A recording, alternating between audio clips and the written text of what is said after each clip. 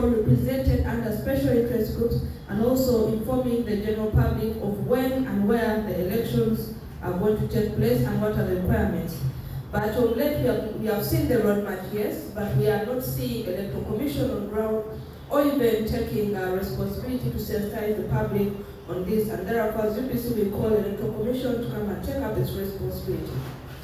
UPC is calling upon all its members who fall under the category of the special interest groups to take note of the earmark dates and prepare accordingly, especially for the 28th of April 2025, which is the deadline for resignation by public servants wishing to participate in these committee elections.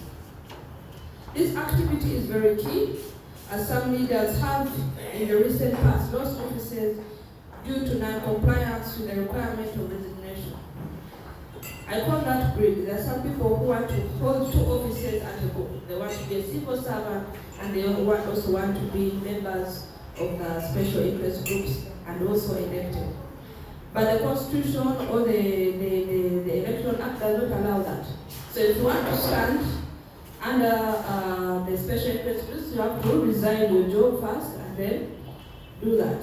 So we are saying you can't make your cake and eat it. If you want to stand for the participate in this election, you have to resign. And if you don't resign, obviously the courts of laws will catch you up, and at the end of the day you lose a position, or you may end up lose both.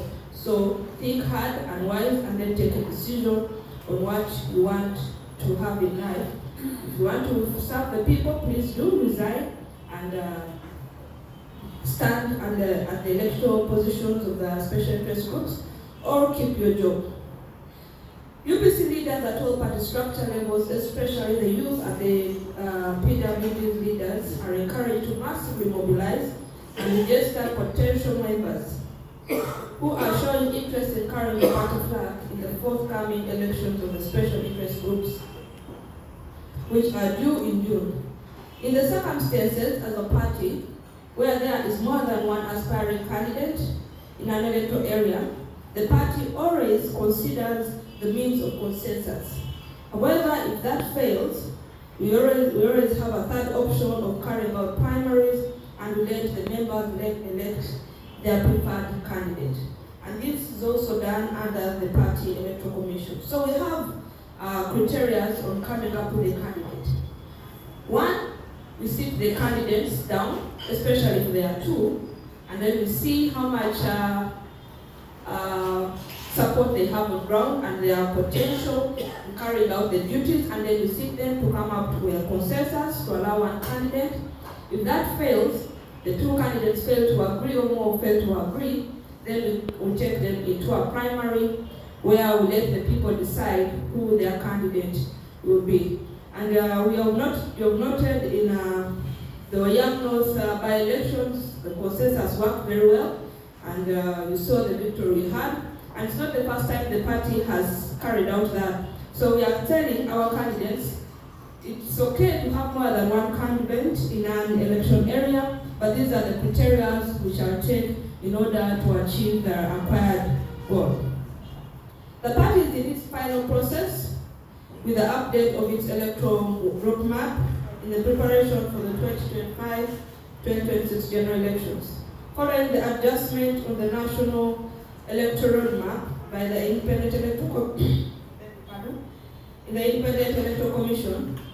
the Independent Electoral Commission should double their efforts in sensitization of the masses about the electoral activities, especially when it comes to the special interest groups, as well as carrying out civic education on such activities as mandated. As I've noted on several occasions, while we were growing up, for us who got the chance to study in the then old UPE schools, we had a subject called civic education, which, as I understand of today, the young generation have no idea what that means. We were told things coming from your right to vote, political education, and that is why when you look at a generation like ours, we are a little more informed about the politics around us. But when you look at the young generation today, they see what is on TV, and that is what they know as politics, which is very different. And by removing that syllabus from the young generation to be told to understand patriotism, to understand nationalism, to understand their rights as a citizen, their rights as a voter. And these are things that the young generation after us do not understand. And in most cases, that is why youth across the world are the most vulnerable, and yet they are majority in numbers. It's because they clearly do not know who they are, one, they do not know what they deserve, two, and they do not know what is required of them. And this civic education guided the youth to understand the value of being a citizen and the value to demand what you deserve in a particular manner. And this is what is lacking. And unfortunately, the Electoral Commission as an entity or as an organization that is tasked with preparing elections and preparing Ugandans to participate into an election has done so little in advocating for civic education, has done so little in informing the general public of their rights, of the importance of voting.